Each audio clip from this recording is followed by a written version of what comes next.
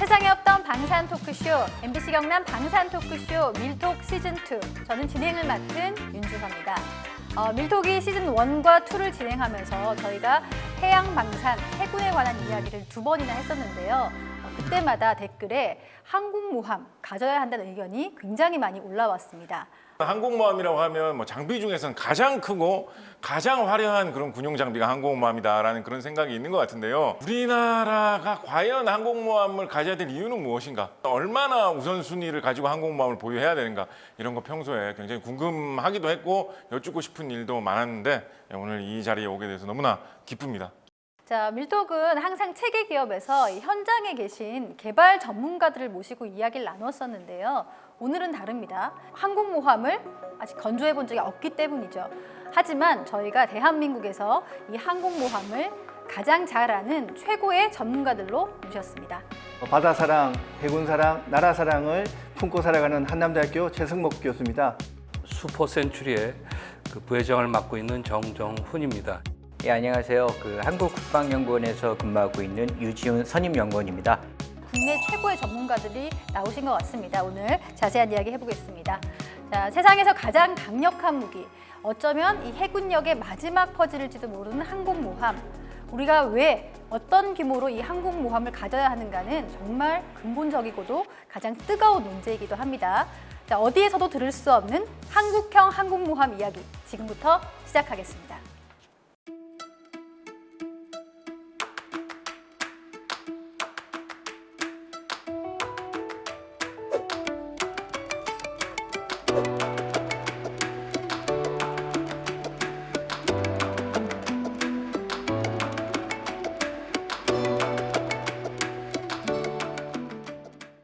저희가 지난 군함편에서 호위함, 그리고 구축함, 이지스함 이런 것들 이야기를 해봤는데요. 이런 것들과 이 항공모함은 어떻게 다릅니까?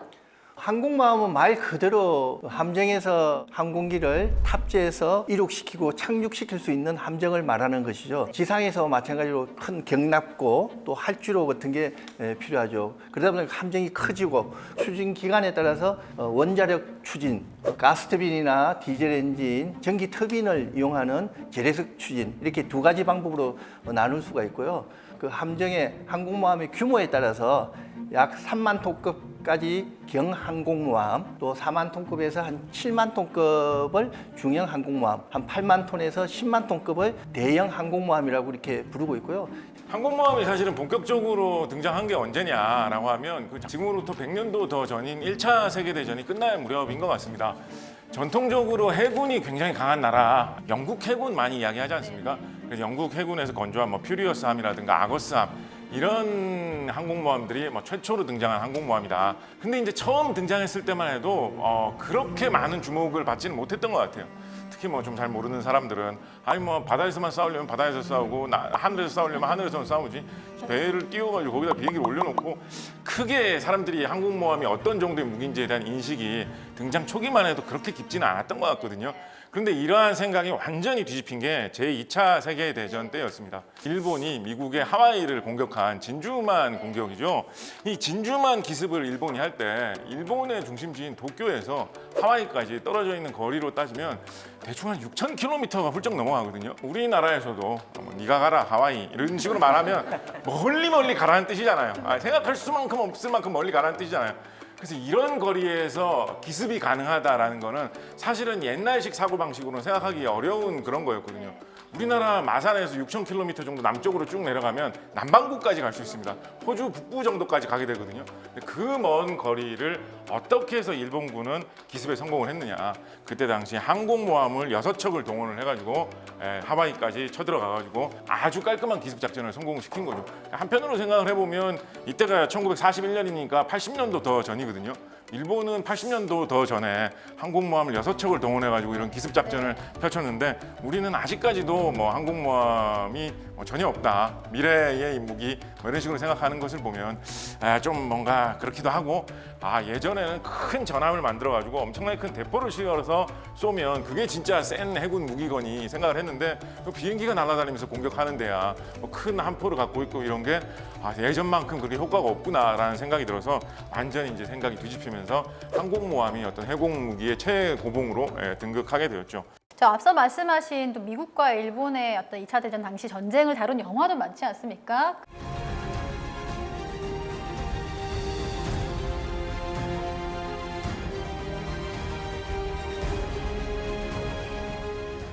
사실 항공모함은 하나만 움직이지 않습니다. 이렇게 전단을 꾸려서 움직이는데 왜 그렇게 하고 또 어떻게 이렇게 구성이 돼서 운용이 되나요? 그 위협 수준이라든가 어떤 임무 목적에 따라서 융통성 있게 편성이 되고요. 통상적으로 1척에서 2척의 잠수함 그리고 항공모함을 호위하는 5척에서 6척의 수상 전투함 그리고 한 척의 군수 지원함 이에 더해서 이제 항공 전력이 이제 호위 전력으로 편성이 돼서 운영을 하는데요. 이러한 호위 전력들은 좀 막강한 방공력과 공공력을 가지고 있습니다. 이를 통해서 통합작전 능력을 수행할 수 있고요.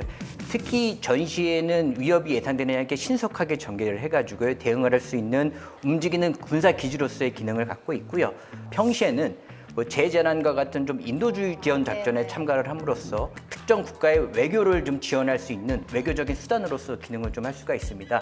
연구원님 근데 갑자기 생각이 드는 게 아까 항공모함 전단에 구축함 숫자만 이만큼 많이 따라 붙는다라고 하는 것 같으면 만약에 우리나라에 항공모함 전단이 하나 생긴다라고 하면 그 전단만으로 지금 우리나라 해군력의 한 3분의 1 정도 되는 거 아닌가요? 거기에 부합되는 전력들을 좀 저희가 추가적으로 지금 이렇게 보유를 하고 있기 때문에 전체적인 측면에 있어서 작전 운영상에는 큰 어려움이 없을 것으로 판단하고 있습니다.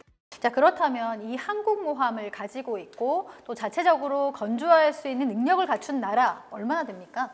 현재 그 14국가로 알려져 있고요. 그리고 47척의 그 항모가 운영되는 걸로 파악되고 있습니다. 그리고 자체적으로 항모를 건조할 수 있는 나라는 9나라, 미국, 영국, 프랑스, 스페인, 이탈리아, 일본, 인도, 중국, 러시아라고 알려져 있고요. 일단 항모하면은 가장 일본도 얘기하셨지만 지금 현재는 미국이 최고이고 미국은 지금 11척의 그 핵추진 항공모함. 보통 이 핵추진 항공모함은 통상 한 80척의 그 전투기를 싣고 다니면서 운영을 하고 상륙 감속함은 통상 한 20척의 요거는 좀 전투기하고는 다릅니다. 그 수직으로 이착륙을 하거나 아니면 단거리 이륙을 하고 수직으로 착륙하는 이런 상륙 감속함을 가지고 있고 그리고 이제 이것도 항모라고는 엄밀하게 얘기 안 하지만 어쨌든 헬리콥터를 또 운반해서 그 이착륙해서 운영하는 나라들이 굉장히 많습니다. 우리나라의 독도함이나 마라도함도 그 헬기 캐리어라고 볼 수 있고 이제 제일 여기서 눈여겨볼 나라는 이제 일본이죠. 일본은 4척의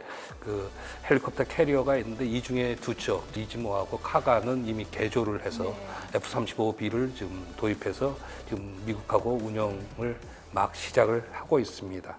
이 한국형 항공모함에 대한 이야기가 나온 게 벌써 30년 전 1996년부터인데요. 그때부터 지금까지 어떻게 이렇게 좀 진척이 되고 있습니까? 국내에서 항공모함 필요성은 꾸준히 제기되었습니다. 본격적으로 제기된 것은 1990년도 중반에 일본 문부성이 그 독도를 자국 교과서에 자국 영토로 명기를 하고 있고 또 그 당시에 정부는 오늘 일본 외상의 독도 발언과 관련해서 외무부 대변인 성명을 내고 시설 공사를 예정대로 시행하는 등 단호하게 대처해 나가기로 했습니다. 해군력을 강화해야 되겠다. 국민들의 요구가 많았고 따라서 1996년 김영삼 대통령께서 경항공모함이 반영된 해군력 개선 계획을 승인을 하셨습니다. 그렇지만 그게 바로 이어서 사업화되지는 않았습니다. 김대중 정부에서 전략기동함대 보유 천명을 계기로 계속 필요성이 제기되었고 항공모함을 제외하고 이지스 구축함, 잠수함 등 그 당시에 전력됐던 기획됐던 함정들은 지금 동서남해에서 우리 국익과 안보를 위해서 지금 임무를 수행 중에 있죠. 교수님 이게 96년에 처음에 제기됐던 것 같으면 예. 그냥 IMF만 아니었으면 항공모함 한두 대쯤 지금 우리나라에 있었을 수도 있겠군요. 그럴 수도 있죠. 왜냐하면 그때 96년도에 김영삼 대통령이 승인하고 재가를 했는데 그 다음에 97년도에 국방부 합참에서는 국방의 재원 정책의 우선순위에 따라서 밀려서 사업화로 바로 이어지질 못했죠. 그 이후에도 계속 국방부나 합참, 해군의 정책 문서에서는 항공모함 필요성을 꾸준히 제기를 했고 또 국방대학교나 국방연구원에서 관련 연구가 이어져 왔습니다. 궁극적으로는 2018년도에 당시 해군이 경항공모함이 아니라 다목적 수송함 2라는 사업 명칭으로 군사 소요 제기를 했고요. 그 이듬해 19년도에 합동참모본부에서 소요가 결정이 됐습니다. 20년도에는 개념 설계가 이루어졌고 국방 예산이 투입되는 중기 전환 소요 결정이 최종적으로 됩니다. 이것을 기점으로 해서 이제 사업 타당성 조사, 기본 설계, 기본 심의까지 2022년 2월까지 이렇게 마무리됐지만은 현 정부 출범 이후 여러 가지 여건을 고려해서 추가적인 선행 연구 필요성이 제기가 돼서 올해 연말까지 진행되는 걸로 알고 있습니다. 그래서 그 연구 결과에 따라서 다각적인 분석과 방법을 고려를 해서 향후에 경항공모함의 사업 방향, 그다음에 획득 방식 이런 것들이 결정되어질 것으로 예상이 되어집니다. 네. 그 연구원님은 해군 출신을 알고 있는데요. 항공모함이 필요하다고 생각을 하십니까? 어떻습니까? 중국 같은 경우에는 최근 이제 세 번째 항공모함을 건조를 했고요. 또 건국 100주년 지대는 2049년까지 10여 척의 항공모함 확보를 계획을 하고 있습니다. 또 일본 같은 경우에도 기존에 쓰던 이제 상륙강습함을 개조를 해서 항공모함으로 운영을 하고 있고요. 중국과 일본에 비하면 한국의 해군력은 수적으로나 질적으로 굉장히 열세에 있습니다. 톤수 기준으로 저희가 중국과 일본과의 해군력을 비교해 봤을 때 한국의 해군력은 중국에 비해서 약 19%, 일본에 대해서는 한 37% 수준에 머물고 있습니다. 굉장히 취약하다고 볼 수가 있고요. 이러한 좀 우리의 특수성을 고려해서 장기적인 국가 안보 제고 측면에 있어서 장기적인 시각을 가지고 항공모함을 비롯한 해양업 역량 강화에 좀 국가적인 노력을 기울일 필요가 있다고 생각을 합니다. 최근에 나오는 기사들 중에 약간 좀 눈길을 끄는 거 좀 신기한 것 중에 하나는 뭐냐면 우리나라에서 상당히 좀 멀리 떨어져 있는 유럽 지역 국가들, 대서양 지역 국가들, 지중해 주변 국가들이 왠지 뭔가 우리의 관심을 갖는 것처럼 한국에 자꾸 찾아오고 뭔가 관계를 군사적으로 증진시키려고 하는 이런 움직임이 조금 보이는 게 아닌가 싶은 그런 느낌을 주는 기사들이 몇 있었습니다. 네. 작년 같은 경우에는 프랑스에서 페가스 훈련을 한다면서 이 김해 공군 기지에 와가지고 프랑스 공군 부대가 와서 머무르다 갔던 적이 있었고요. 금년에도 이제 미군 주도로 태평양에서 실시하는 훈련에 이 프랑스 해군들이 와가지고 참여를 하고 갔었던 적이 있었죠. 지난 5월에는 네덜란드에서 트롬프함이라는 배가 부산에 와가지고 정방을 하고 갔었고 6월에는 튀르키예의 크날르아다함이라는 배가 또 와서 정방을 하고 갔었던 적이 있었습니다. 이게 도대체 무슨 변화인가? 세계 속에서 한국의 어떤 해양 전략, 한국의 해군 어떤 식의 위치를 차지하고 있는가? 뭐가 좀 바뀌고 있는 게 있는가? 그런 것도 좀 궁금합니다.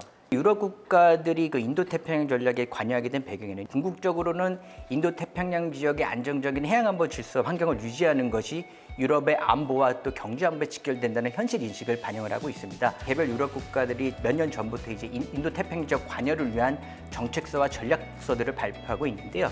그 내용을 보더라도 이 안보 분야에서 해양 안보를 집중적으로 강화하고 있는 측면을 좀 볼 수가 있습니다. 그러나 이런 유럽 국가들이 인도태평양 해양 안보 질서 유지를 위한 기여 과정에 있어서 아무래도 그 지리적으로 멀리 떨어져 있는 역의 국가로서의 한계점이 있습니다. 그래서 이러한 한계점을 극복하기 위해서 결론적으로는 인도태평양 지역의 주요 아시아 국가들과의 협력이 굉장히 중요한 부분이거든요. 한국, 일본, 호주, 뉴질랜드와의 협력 방안을 굉장히 강구를 하고 있습니다.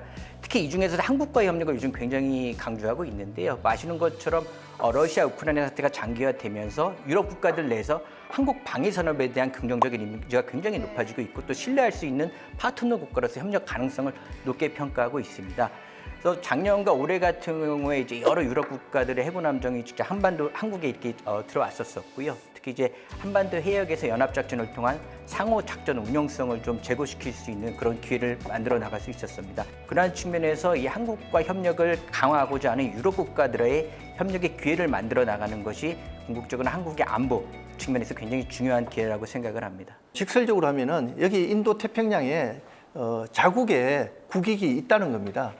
자국의 국익이 있고 실제적으로 인도 태평양의 거점 국가들 보면 일본, 호주, 뉴질랜드, 저희 한국 이렇게 국가를 비롯해서 많은 교육이 이루어지고 있고 어떤 집단 안보 체제 하에서 있는 오커스라든지 또 인도 중심에 대한 협력 또 동남아시아의 어떤 아시안 국가의 중심 군사 동맹 협력 체제 이런 것들에 대한 자기들의 국익이 있으니까 이쪽으로 관심을 가지고 온다는 겁니다. 그렇다 하더라도 한국에 지금 항공모함이 필요하냐 이런 반대론도 만만치가 않습니다. 먼저 우리가 인도양까지 혹은 그 멀리까지 갈 이유가 있을까라고 하는 반대론의 근거에 대해서는 어떻게 좀 생각을 하십니까? 사실은 우리나라가 대량의 석유를 항상 수입해 올 때 중동에서 항상 수입을 해오잖아요. 근데 최근에 이 이스라엘하고 그다음에 이제 레바논 쪽에 근거를 두고 있는 헤즈볼라하고 전쟁이 일어날 것 같다라고 해서 굉장히 그것 때문에 불안이 고조되고 있는데 유엔에서 예전부터 이 이스라엘하고 헤즈볼라의 근거지인 레바논 사이에서 전쟁이 안 일어나도록 그 사이에 평화유지군 부대를 배치를 해가지고 이 막아놓고 있는 그런 작전을 계속 하고 있거든요. 근데 이 유엔의 평화유지 임무로 가서 활동하고 있는 부대가 어느 나라 부대냐? 여러 딴 나라도 있지만 우리나라의 동명 부대가 거기 가가지고 작전하고 있습니다. 지금 거기서 가서 계속 교대로 작전하고 있는지도 벌써 17년이 넘었거든요. 그래서 이미 인도양권에 우리나라가 가가지고 작전을 하고 있는 사례가 많이 있기 때문에 이런 목적으로 어떤 우리의 전력이 더 보강되면 좋겠다라는 거는 저는 적극 찬성할 수 있을 것 같아요. 그런데 그러면서도 계속 좀 이제 의구심이 들고 반대쪽에서 항상 이야기를 하시는 건 뭐냐면 지금 우리의 급선무는 좀 따로 있지 않느냐. 물론 우리가 넉넉하고 여러 가지 자원이 풍부하면 어디서 작전하는 것도 하면 좋겠지만 바로 근처에 있는 북한, 중국, 러시아 같은 세력을 방어하는 데는 항공모함은 좀 급선무는 아니지 않느냐. 거기에 먼저 좀 투자를 해야 되는 거 아니냐라는 이런 우선순위 문제 좀 생각해 볼 수 있을 것 같거든요. 여기에 대해서는 어떻게 생각하시나요? 해군에서 제일 먼저 이렇게 경항공모함을 필요성을 제기하는 제일 주된 목적은 북한 위협에 대비한 목적이었죠. 그러니까 항공모함이라는 그 자체가 주는 의미가 어떤 압도적인 현시, 전쟁을 억제하는 그런 어떤 전략 자산으로서의 가치고요. 또 만약 전쟁이 일어났다면은 압도적인 스케일로 어떤 공격력, 전력을 투사해서 최소한의 피해로 최단기 기간에 전성을 보장하는 어떤 전력으로서의 의미가 제일 컸던 거죠. 실질적으로 저희들이 이 전쟁 연습을 많이 하지 않습니까? 정부 연습도 국가급 연습을 하고 있는데 결정적으로 게임의 체인지 역할을 할 수 있는 것은 미 정원 전력의 항공모함 전력입니다. 여기서 전력을 투사하는 게 결국은 전성을 보장하는 핵심 요체가 되고 있는데 반대하시는 분들은 그냥 그 항공모함은 전시되면은 미 정원 전력에서 다 지원이 되는데 굳이 한국이 항공모함을 보유할 필요가 있겠냐 하는데 실제적으로 한반도에 전개할 수 있는 항공모함은 평시에 일본에 있는 7함대에 있는 그 7항모 전단이 있습니다. 이 7항모 전단의 작전 범위가 어마어마합니다. 인도양에서 서태평양, 남태평양까지인데 한반도 유사시로에서 정확하게 우리가 원하는 시기에 적극적으로 전개한다는 보장을 할 수 있지 않습니다. 물론 징후 경보가 돼가지고 시차별 연합 전력이 이렇게 정강이 될 겁니다. 그렇지만은 많은 변수가 있는 거고 또 즉각적으로 이렇게 한반도로 전개한다는 거는 좀 고려를 해봐야 될 거고 또 설사 그게 된다 하더라도 후속적으로 한반도 전역에는 수개의 항모 전투단이 필요한데 그 전투단은 실제로 미 본토에서 오거나 다른 임무구역에서 이렇게 오는 데는 보통은 수주 정도가 이렇게 걸립니다. 그래서 만약에 저희들이 이제 경항공모함을 가지고 있다면은 브릿지 역할을 할 수 있고요. 전시의 어떤 핵심적인 역할을 할 수 있다고 볼 수 있는 거죠. 지금 그 주변국, 특히 북한이 갖고 있는 위험 무기들의 그 사거리를 굉장히 좀 생각을 해봐야 됩니다. 굉장히 지금 사거리가 길어졌지 않습니까? 그래서 혹자들은 전쟁이 나면 제공권 장악이 가장 중요한데 지금 저희가 갖고 있는 공군기지, 발진할 수 있는 공군기지들이 개전 초기에 다 기습을 당하게 되면 활주로가 조금만이라도 손상을 입으면 그걸 복구하는데 최소 한 3일 이상이 걸린다고 얘기를 하거든요. 그런 관점에서도 예비로서 우리가 그 이동식 해상 기지를 갖고 있어야 이게 반드시 되지 않을까 하는 그런 획득 논리를 그때 많이 고민을 한 적이 있었습니다. 북한의 대부분의 방공모함들이 이 한반도 남쪽을 중심으로 해서 배치가 돼 있습니다. 그 말은 즉슨 이 측방에서 오는 그 항공력에 대해서는 굉장히 취약성을 가지고 있거든요. 특히 우리가 앞으로 운용하게 될 최첨단 그 전투기들, 항모에서 발진되는 전투기들은 이러한 북한의 취약성을 잘 간파해 가지고요. 빠른 시간 내에 북한의 핵심 표적들을 무력화시킴으로써 어떤 말씀하신 것처럼 어떤 전승을 보장할 수 있는 여건 조성에 결정적인 역할을 할 수 있다고 생각을 합니다. 자, 여기 계신 분들은 이제 항공모함의 필요성을 모두 인정하시는 분들인 것 같습니다. 항공모함의 필요성을 인정하고 또 갖고 싶다고 해도 근데 쉽게 가질 수 있는 배가 아닙니다. 우리 함정기술 전문가인 우리 정 박사님은 5년 전만 해도 이 항공모함 건조에 좀 회의적이셨지만 지금은 생각이 달라지셨다고요. 제가 몸담았던 기계연구원이 2개의 과제를 했습니다. 아까 제일 중요하다고 하는 항모에서 함재기가 하루에 몇 회 출격 가능할 수 있는가 하는 것을 계산해내는 소티 생성률 기술, 그리고 이제 영국 퀸 엘자베스에서 처음으로 썼던 무장 탄약을 이송하는 데 자동화한 거죠. 제일 중요한 거는 이동하는 기지의 함재기를 안전하게 이함시키고 착함시키는 걸 사전에 시뮬레이션 해볼 수 있는 기술, 그리고 이제 비행갑판에서 제일 어려운 것 중에 하나가 뭐냐면 바람의 상태가 안 좋으면 그 함재기를 운영하는 데 상당히 제한이 되기 때문에 그 바람의 상황을 예측해낼 수 있는 유동분포 기술, 그리고 특히 이제 저희가 생각했던 건 그 당시에 F-35 브라보 단거리 이륙 수직 착륙 가능한 함재기를 생각했었는데, 그 함재기는 전통적인 함재기와는 달리 착륙할 때 굉장한 열분사 화염이 발생합니다. 네. 그거에 견딜 수 있는 코팅제를 개발하는 게 굉장히 어려웠기 때문에 그 코팅제를 국산화하는 거, 그리고 그거와 따른 열 해석을 하는 기술을, 그리고 마지막으로 또 함재기를 운영하다 보면 비행갑판에서의 충돌 문제, 또 화재 문제, 이런 것들을 다룰 수 있는 6개의 과제를 했었고, 감히 말씀드립니다만은 참여했던 연구자들이 저는 아주 헌신에 의해서 저희 4가지 과제가 올 8월 그리고 곧 9월에 최종 평가를 받는데,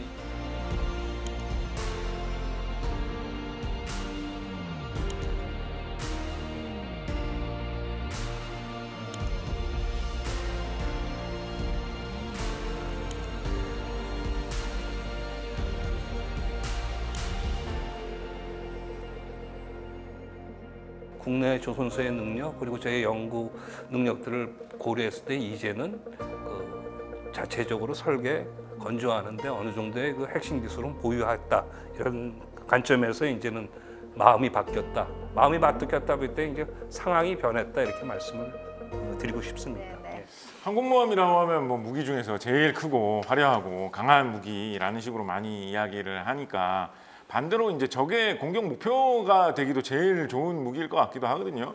그렇다면 뭐 어떤 방어 체계라든가 무장이라든가 이런 거는 뭘 또 갖출 필요가 있을까요? 항모 전단은 영어로 하면 CSG 캐리어 스트라이크 그룹입니다. 그러니까 결국은 그룹으로 방어와 공격을 문제를 이렇게 해결해 나간다고 이렇게 보면 되고요. 또 항공모함 또 필수적인 자함의 방어 체계는 갖춰야 됩니다. 그래서 대함 유도탄 방어 유도탄이라든지 또 어뢰 대항 체계 또는 전자전 이런 부가해서 어떤 기만 체계들을 이렇게 다 갖추고 있고요. 또 항공모함 전단에서 또 중요한 부분이 하나가 뭐냐면은 복합전 상황에서 지휘 통제 시스템입니다. 이 지휘 통제 시스템이 결국은 그룹으로 문제를 해결하는 데 있어 가지고 각 호위 전단 함정이 가지고 있는 방어와 공격의 시너지를 이렇게 네트워크 할 수 있는 C4I 체계, 이게 제일 중요하고요.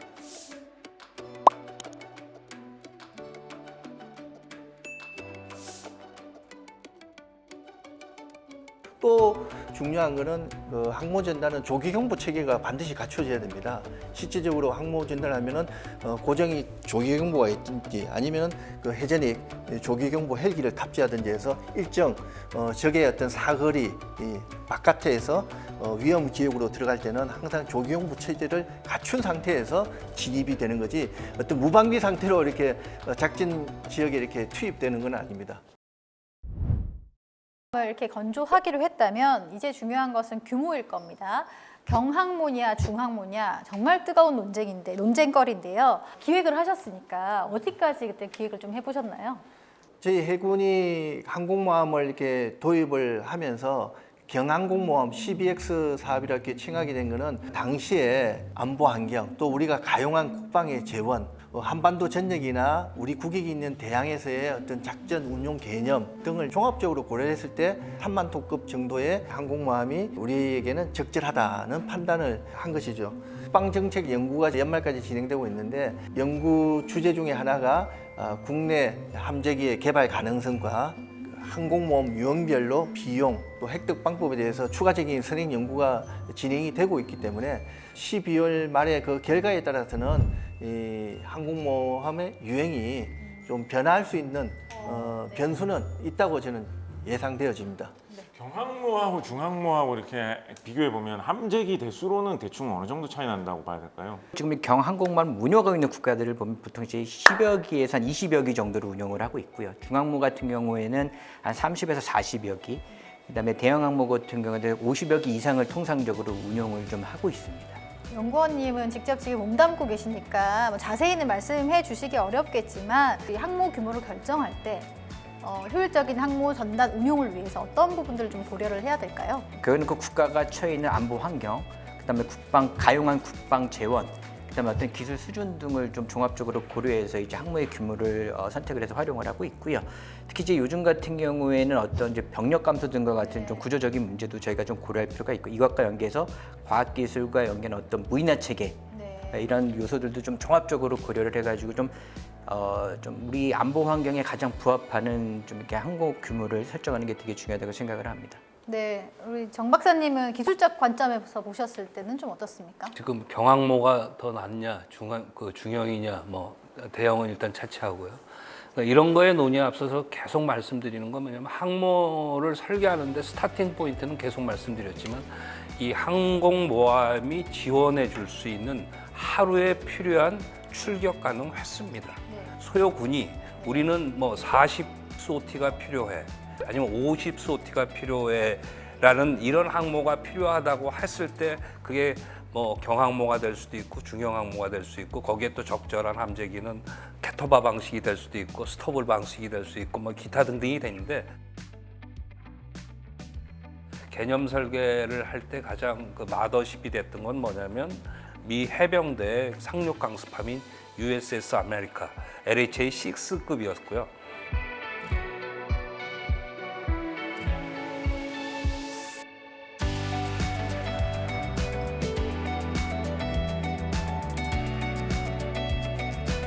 운영 개념이 일반에게 공개된 거 보면 16대 F-35B를 운용해서 48회의 소티를 창출하겠다. 그러니까 하루에 함재기로 보면 한 3소티씩 하겠다라는 거였기 때문에, 저희도 개념 설계할 때는 그런 것들이 참조가 돼서, 그러니까 이제 소티도 이게 개전 초기에는 굉장히 빨리 많이 나가야 되는, 소위 말해서 간헐적 소티, 서지 소티가 필요하고, 전쟁이 좀 어느 정도 되게 되면은 노멀 오퍼레이션을 하게 되면 이제 통상적인 이제 서스테인드, 지속적인 소티가 필요하는데, 간헐적일 때 저희도 설계를 할 때는 한 3소티 언저리에서 그렇게 구현 가능한 항모를 설계하고 애를 썼었죠. 그리고 이제 이건 굉장히 재미있는 건데, LHA-6가 만들어지고 나서 실제 운영에 들어갔을 때는 한 1년 가까이 미국에서 신문에 계속 나온 건 뭐냐면, LHA-6가 원하는 소티를 전혀 지금 달성하지 못하고 있다라는.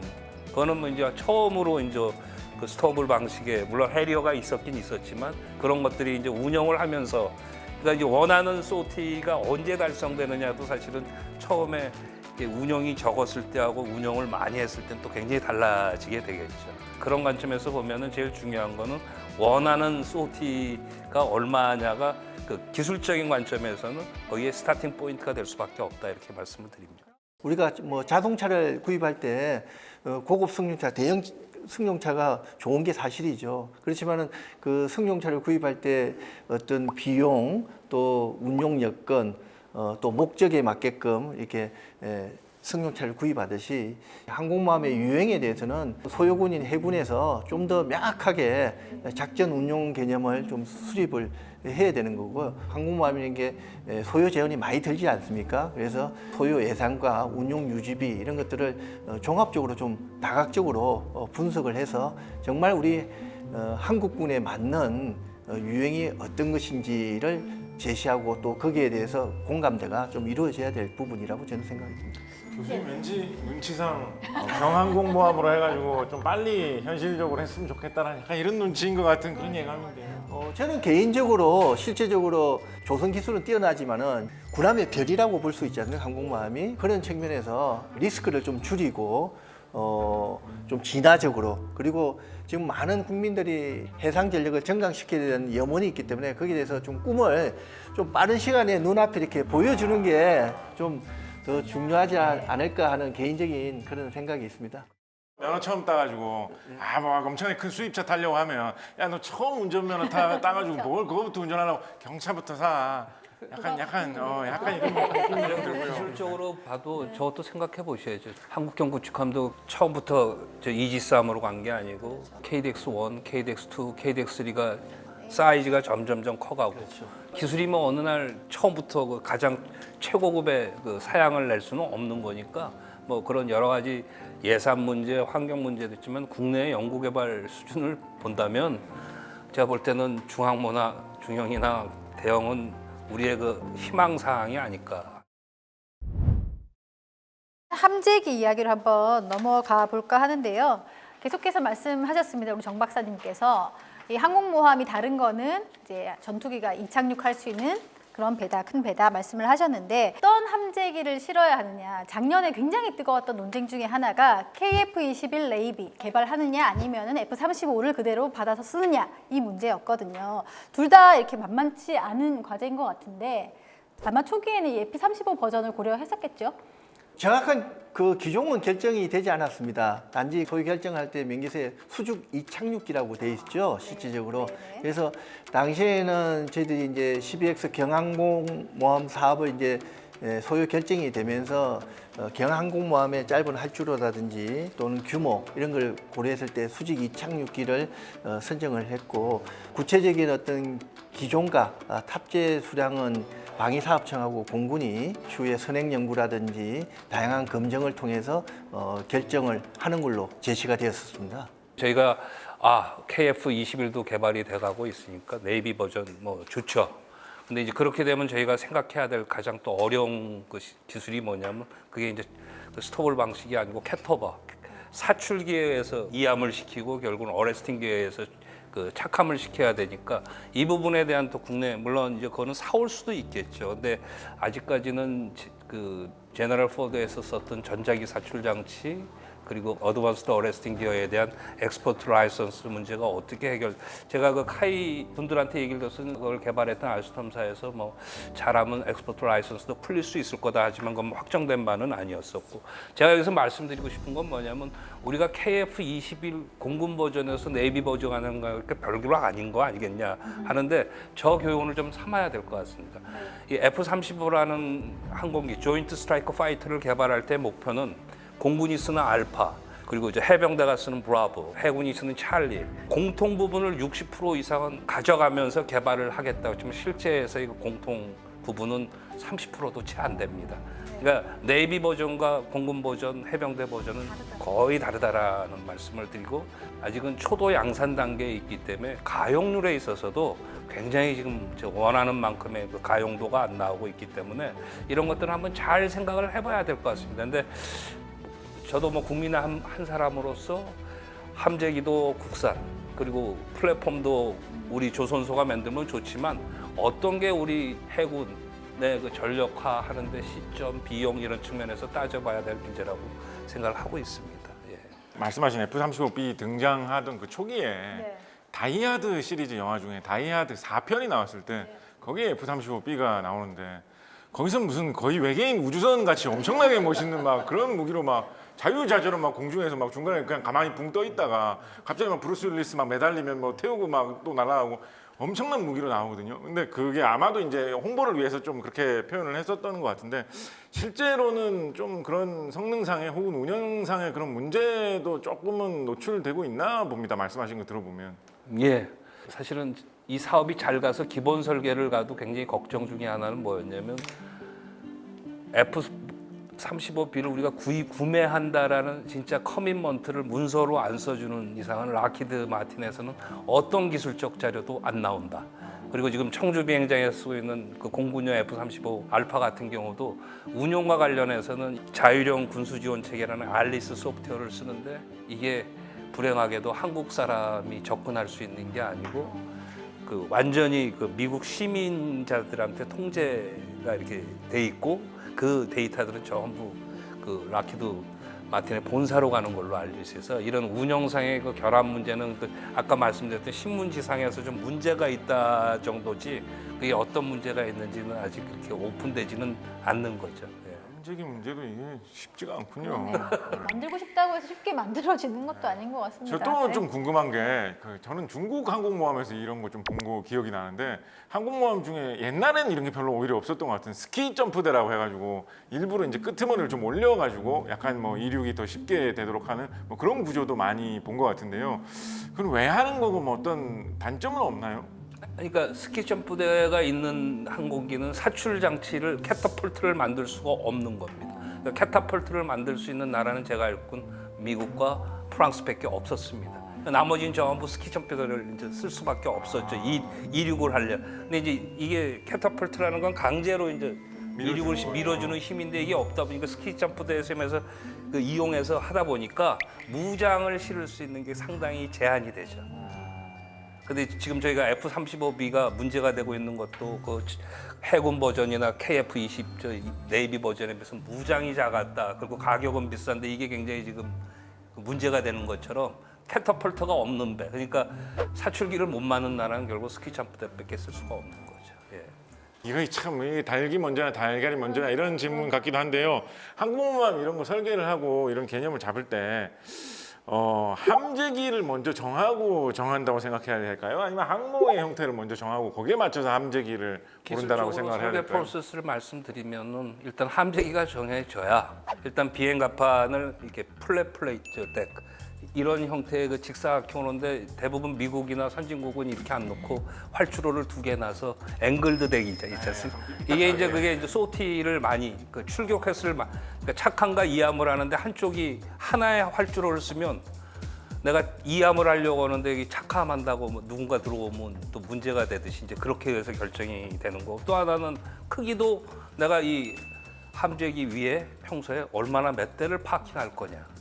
이게 함재기별로 다르지만 이륙하는 때 필요한 거리가 있거든요. 이제 이거에서 결정해서 또 하나 이제 굉장히 중요한 것 중에 하나는 경납고에 내가 몇 대를 경납해서 갈 거냐. 그리고 그 경납고 안에서 대부분 정비가 이루어지거든요. 그때 정비를 어느 수준까지 갈 거냐. 이제 그런 것들이 될 거고 그리고 함재기가 또 바뀌면 아까는 생각 안 했던 F-35B에서 사출기나 어레스팅 기어는 생각 안 했는데 이게 이제 캐토바 방식으로 바뀌면 사출기나 이런 것들이 결정되니까 그래서 이제 아까 말씀드렸듯이 저희가 F-35B를 사겠다라는 확약을 못 준 상황에서 이게 기본 설계가 갈 때는 함재기에 대한 그 정보가 굉장히 제한된 상황에서 설계를 하다 보니까 굉장히 조선소는 힘들었을 겁니다. 예. 이게 차를 먼저 사고 그 차를 주차시킬 수 있는 집을 사는 약간 이런 느낌이군요. 좀. 그러네요. 네. 그래서 지금 그 국방정책연구 과제 안에도 국내 개발 함재기 개발 가능성하고 항공모함 유형별을 같이 통합적으로 이렇게 연구를 하고 있는 걸로 알고 있습니다. 네. 무인 함재기 이런 거는 얼마나 현실성이 있고 어떻게 생각하시는지 궁금합니다. 실제로 항공모함에 넓은 활주로가 있기 때문에 무인 항공기를 운용하는 데는 문제는 없을 걸로 생각됩니다. 실제로 현재 해군에서 운용하고 있는 정보함에서도 해전이 무인 항공기를 운용하고 있고요. 또 미국의 항공모함에서도 유무인 복합 체계 하에서 무인 급유기 또 무인 전투 항공기를 이렇게 운용하고 지속적으로 발전시키고 있고 또 얼마 전에는 중국의 항공모함 3번함 푸젠함에서 어떤 무인기 운용을 이렇게 현시하는 것으로 보도 자료도 봤습니다. 그래서 향후에 우리가 확보하게 될 항공모함에 무인기를 운용하는 데는 크게 문제가 없을 걸로 생각이 되고 또 개인적으로는 그런 무인기 운용이 많아지지 않을까 이렇게 생각이 됩니다. 또 의회와 관련해서도 국방정책연구 과제 안에 무인 항공기의 탑재 운용에 대해서도 병행해서 연구를 하고 있는 걸로 알고 있습니다. 워낙 지금 인구가 줄어드는 현실이잖아요. 근데 항공모함 한 대를 운용하기 위해서는 그 안에 있는 인원도 중요하지만 아까 말씀하신 호위 전력에도 많은 인원이 필요할 텐데 과연 이런 인구 감소가 급격하게 진행되는 상황 속에서 우리나라가 항모를 갖는다고 해도 운용할 수 있겠느냐 이런 의견도 있더라고요, 사실은. 실제적으로 기존에 여태까지의 어떤 소요 결정이 되기 전까지의 연구 결과는 우리나라의 어떤 장기적인 중장기적인 국방 예산 안에서 수용이 가능한 걸로 이렇게 판단이 됐고 또 인력 또한 그 항공모함이 확보될 시점에 우리 해군에서 가지고 있는 전력 구조는 또 다른 모습일 겁니다. 이 지금에 있는 전력 구조가 아니고 다른 어떤 병력 구조나 전력 구조를 가지고 있을 텐데 그때 충분히 한 400여 명의 인원 또 호위 전단을 가지고 있는 그 함정들은 기존에 지금 많이 스마트화되고 자동화가 지금 진행이 되고 있기 때문에 인력 수급에도 수용 가능하다고 판단을 하고 있는 거죠. 그러니까 기술적으로 좀 덧붙인다면은 지금 우리 해군이 그 무인 체계 지휘 통제함을 지금 아마 개념 설계를 하고 있습니다. 근데 이제 그거에 대해서 약간 좀 부정적인 시각은 이게 모함이 됐을 때 혼자서는 어차피 항모처럼 작전을 하기가 어려우면 그 무인 체계를 위해서 유인 함정이 들어온다라는 건 이게 사실 운영상으로 좀 미스매치가 있는 거죠. 그래서 만약에 무인 전력 모함으로서 필요하다면 호위 세력들도 무인 수상정이나 무인 잠수정으로 가야 되는데 아직 그런 다층 방어를 제공해 줄 수 있는 그런 무인 잠수정이나 그 무인 수상정은 국내 기술 개발 수준으로 봤을 땐 조금 시간이 좀 더 많이 필요하지 않을까 생각이 됩니다. 아까 교수님 언뜻 지나가면서 항공모함에 한 400명 정도 타고 간다라는 식으로 잠깐 말씀하셨던 것 같은데 한 400여 명의 인원 또 그 호위 전단을 가지고 있는 그 함정들은 기존에 지금 그 뭐 영화 같은 데서 본 그런 미국 항공모함 이런 데서 나오는 사람 숫자보다 조금 작은 것 같기도 한데요. 어떤 훨씬 정도 작죠. 훨씬 작죠. 자, 다음은 지금 경항공모함 저희 2020년도에 경항공모함 권신님이었어요. 개정된 그 경항공모함의 기준으로 소요 병력을 이제 이야기한 거죠. 너무 생각보다 적은 거 아니야 생각했습니다. 네. 자, 그렇다면 항공모함은 몇 척이 필요할까? 한국형 항공모함을 만든다면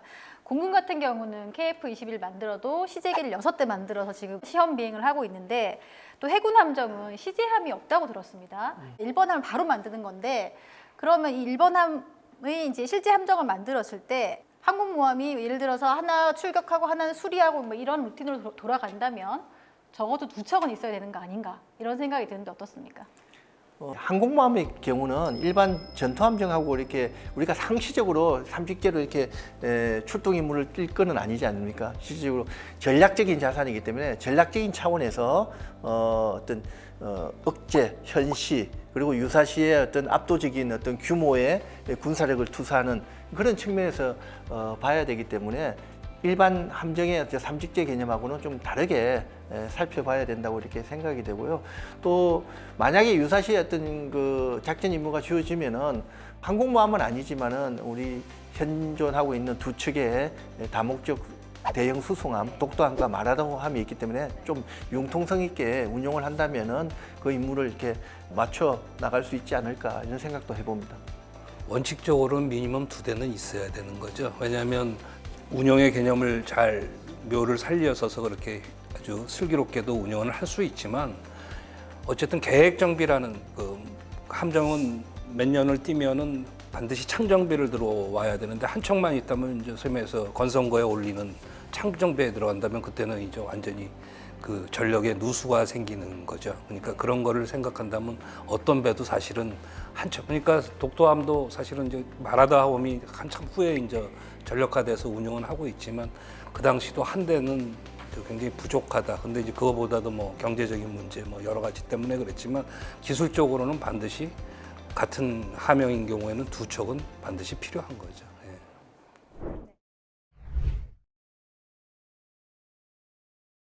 우리 해군은 2033년쯤에 수직 이착륙 전투기와 헬기를 탑재한 경항공모함을 운용하겠다 이런 계획을 갖고 있습니다. 하지만 이 K9 자주포나 KF-21 같은 우리의 전략자산 개발이나 확보에 한 10년 가까운 시간이 걸리죠. 그렇기 때문에 항공모함 또한 지금뿐만 아니라 10년, 20년 후를 보고 신중하게 준비를 해야 할 텐데 현실적인 난관이 참 많을 것 같습니다. 어떤 게 있을까요? 국방부 측면에서는 국방정책의 우선순위가 있을 것이고 여러 가지 사업을 해야 되는데 미래의 어떤 안보 상황이라든지 재정 여건 이런 걸 종합적으로 고려해서 그 우선순위를 매기게 될 것입니다. 현재는 우리 소요국인 해군 또 정책을 결정하는 합참이나 국방부 또 예산을 배정하는 국회 이런 당사자 간의 이해 더 나아가서는 정치적 이해가 공감대가 아직까지 미흡하다고 볼 수 있죠.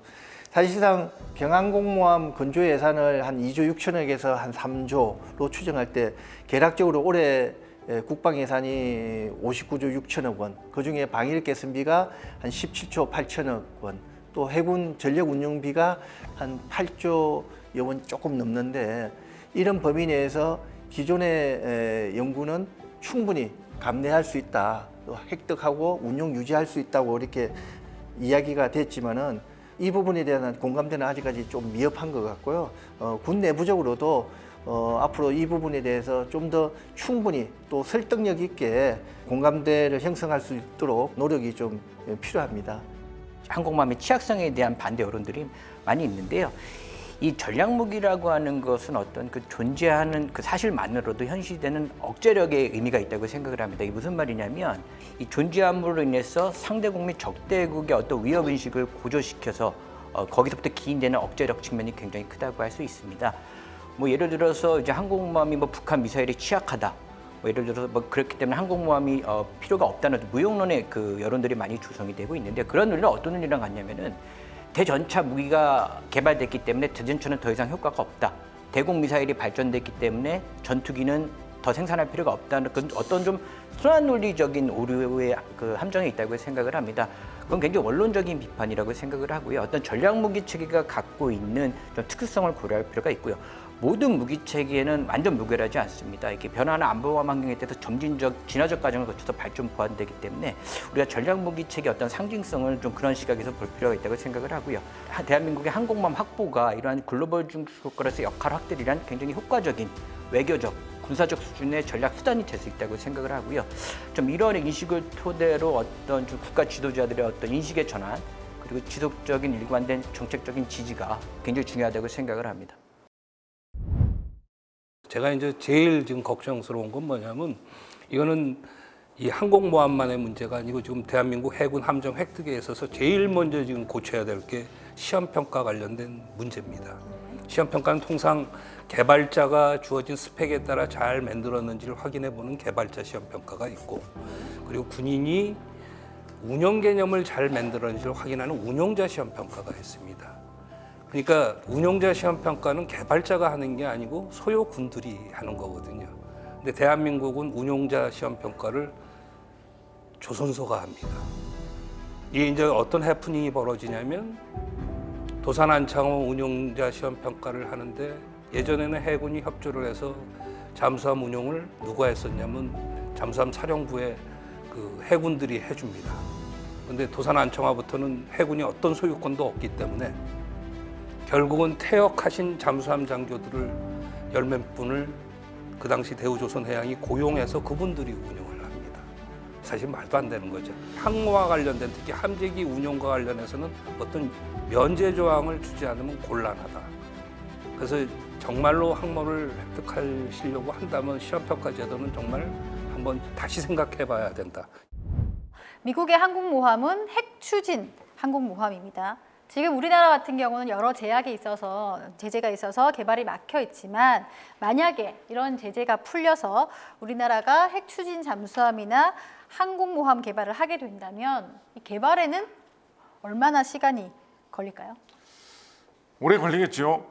일단 핵 추진 항공모함을 왜 어떻게 할 거냐부터가 좀 근본적인 문제일 것 같은데요. 핵 추진이라는 게 우리나라에서는 이제 발전소에나 쓰고 있던 원자로를 이제 작게 만들어가지고 탑재를 하면 굉장히 강한 힘을 낼 수 있는 그런 기관으로서 유용하게 사용할 수 있다라는 것이 목표인데 원자로를 탑재를 해가지고 이동 수단으로 사용하는 기술이 만약에 우리나라에서 여러 가지 정치적인 여건이 해결돼가지고 확보가 된다면 사실은 뭐 얕은 생각입니다만 항공모함보다는 잠수함에 쓰는 쪽으로 더 먼저 생각을 하기가 쉽겠죠. 왜냐하면 항공모함의 핵 추진을 사용을 한다면 잠수함처럼 오랫동안 뭐 공기가 없는 데서 사용을 한다 이런 목적이라기보다는 굉장히 큰 항공모함을 움직인다는 목표 때문에 핵 추진을 사용하는 이유가 좀 더 클 텐데 당장에 그런 아주 거대한 항공모함을 유지를 하는 것이 지금 우리가 당장 할 필요가 있느냐라고 생각을 해보면 좀 먼 이야기가 아닐까라는 생각이 들었습니다.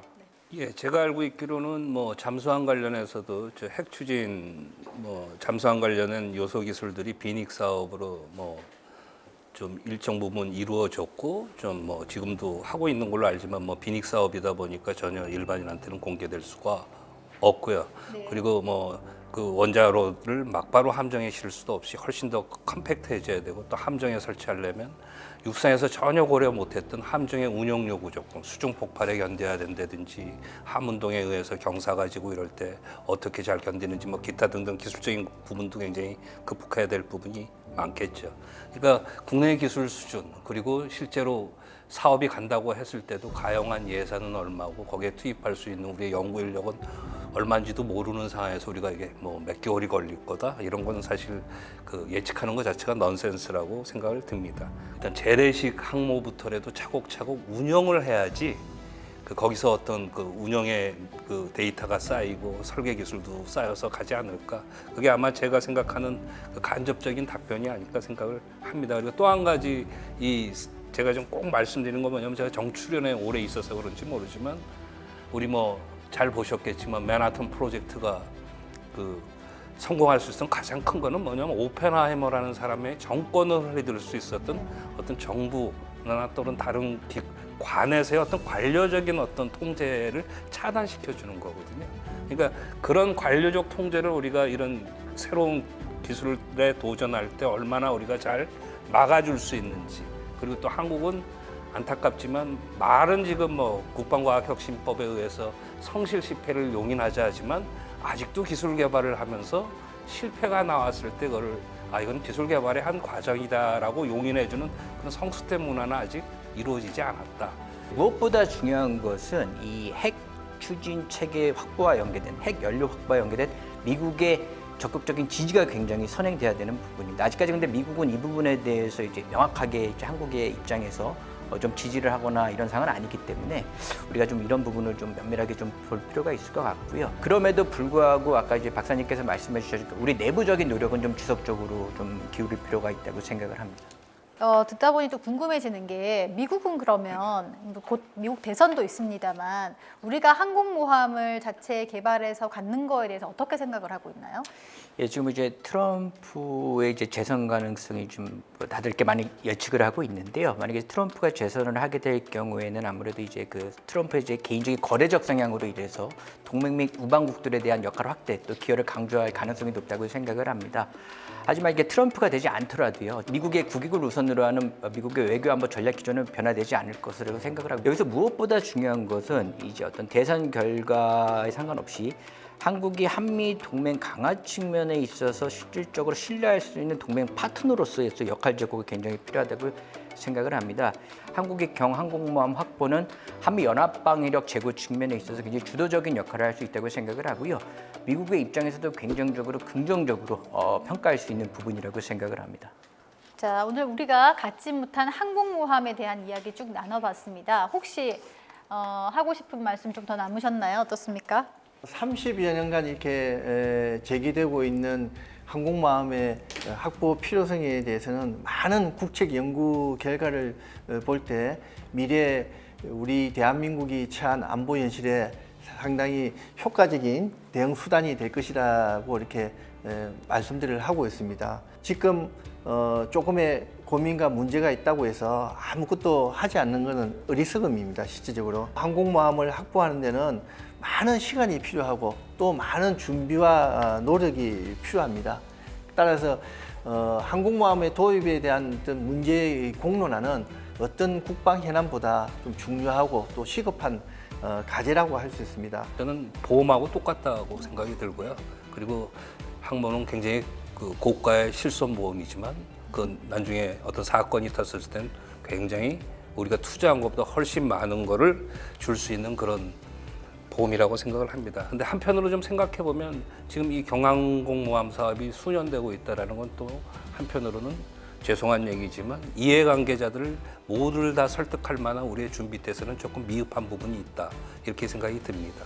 이 부분에 대해서 그래서 특히 군이나 정부에 계신 분들은 조금 더 철저한 계획을 잘 수립을 하셔서 이해관계자들을 설득하시면 저는 국민의 한 사람으로서 10년 후에 우리 앞바다에 틀림없이 대한민국 해군 항모가 떠 있을 거라고 기대를 합니다. 밀독도 응원하겠습니다. 자, 밀독 시즌2 6번째 이야기 해군의 전략자산 항공모함편 여기서 마무리하겠습니다. 저희는 다음 시간에 더욱 알차게 돌아오겠습니다. 지금까지 밀독이었습니다.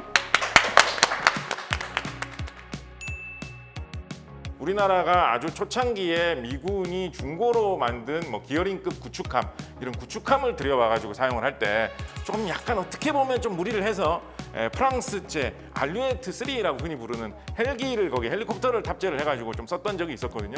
근데 그때만 하더라도 사실은 기어링급 구축함이 미군에서 중고 무기로 되게 오랫동안 쓰던 거를 우리나라 해군에 이제 보낸 거다 보니까 이건 뭐 농담으로 도는 얘기입니다만 뭐 그런 얘기 있었어요. 이 구축함을 돌아다니다 보면 미군 귀신이 나온다. 근데 미군 귀신이기 때문에 햄버거를 차려놓고 제사를 지내야지 얘는 간다. 뭐 이런 얘기 장병들 사이에서 막 약간 농담 비슷하게 돌고 그랬던 거거든요.